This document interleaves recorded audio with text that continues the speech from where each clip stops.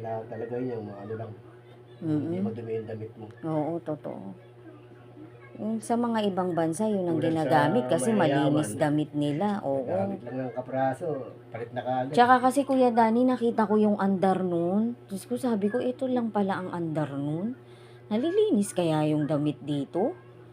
Gumaganong-ganon lang? Merong malakas, merong... Sabi ko, ayoko. Mas gusto ko pa rin talaga yung ganito. Yung ginagamit ko. Hindi ko ipagpapalit. Mas malinis pa. Binalik ko uli kay Kuya Bong. Binalik ko sa kanya, at least pinagawa ko.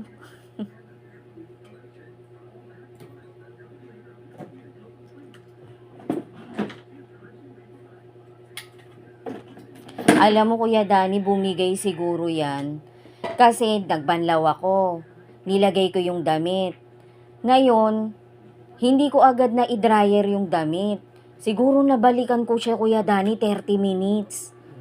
Nakaiwan yung damit sa loob. Kaya siguro nabasa.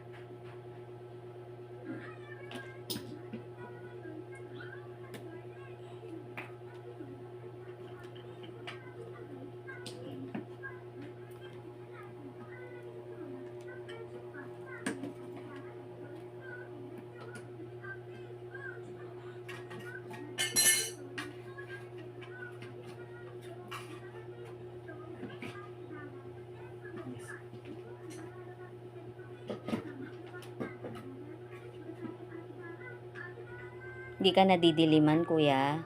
Hindi na. Kasi ganyan ang ilaw ko lang eh.